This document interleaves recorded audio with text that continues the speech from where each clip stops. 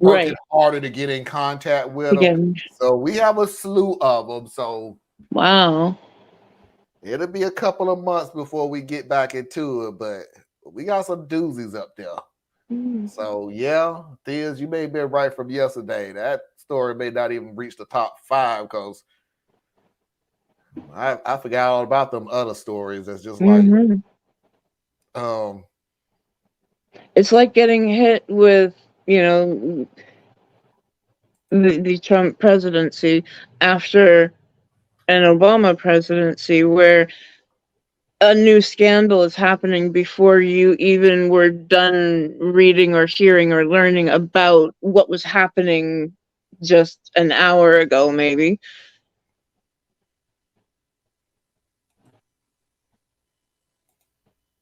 I wonder why our brains can let go of some things so easily.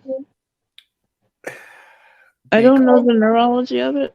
because we this is just not good. I deemed it a TikTok society.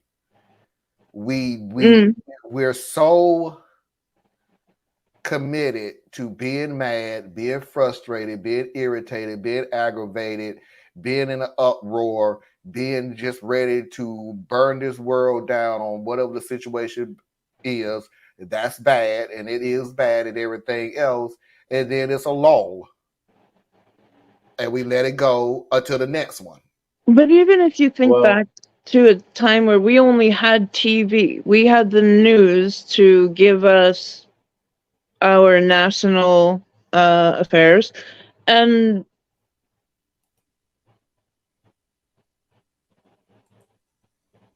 uh, um, sorry, my brain is blanking, but like Theus would often talk about the what he sees wrong with the media. That we're not revisiting. We are not coming to any conclusions. We're just going on to the next um, headline.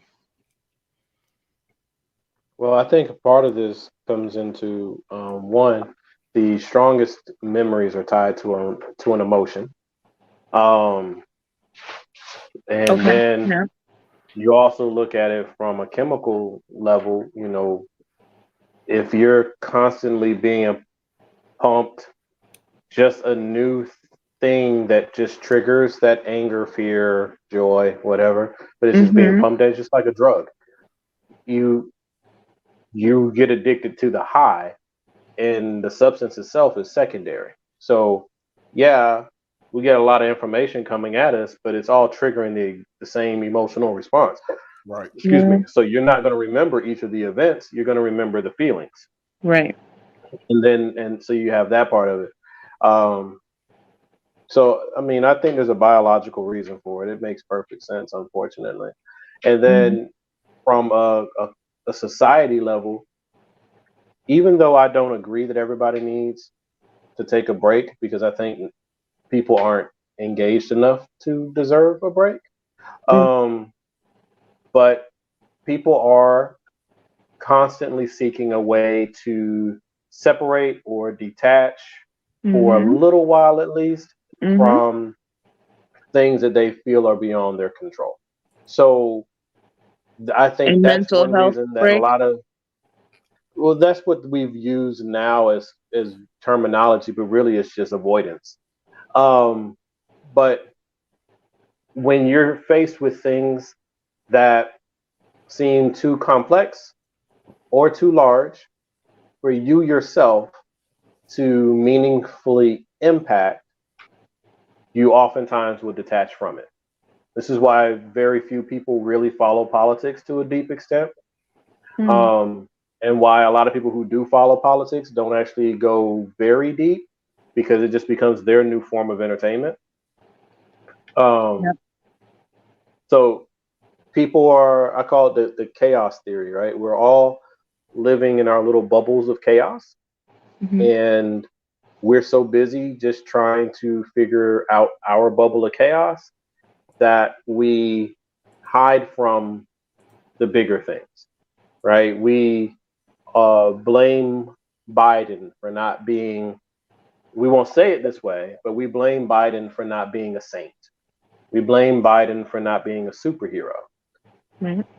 because it's easier than blaming ourselves for how we raise our children, how we conduct ourselves each day, how much what we say we believe in is reflected in our actions, Mm-hmm. how we select our entertainment. We don't, Mhm. it's much easier to hide from the big things, and it's also easier to hide from our deficiencies. So we scroll or we click. We don't open books. We got to the point now where if you want a book, they just do Audible now. It's story time for adults. Read it to me, right? So it's a societal thing. It's also a biological thing, and then you put both of those together. Here we are, Speaking and not just a ray of personally, sunshine. No, speaking I personally was. though about Audible, um, I was a voracious reader in my childhood, and I cannot do that um between trying to focus my eyes on little type and then to bring up a picture in my head. The abstract thinking is very, very difficult. So having somebody read the story or book and then having the words in front of me as well, it really specifically helps me and people like me who come from a disability standpoint. But I do No, I'm understand not what you're saying it like that. I saying. mean, if you have a neurological issue, then you use whatever tools are Right. needed to help you. Vast majority of us do not have that excuse. Yeah. We just don't. I, It's simply that we don't want to take the time. And I'm guilty, right? I Mhm. love podcasts and documentaries, and I've I never love done Audible, but that's documentaries. just because I'm too lazy to develop a login. But I do those things. But when I pick up my books and I read it, I can't read like I did when I was younger. No. When I was younger, I would sit there and read an entire book because I would get locked into it. Yep. Now I'll read five, six or so pages and fall asleep.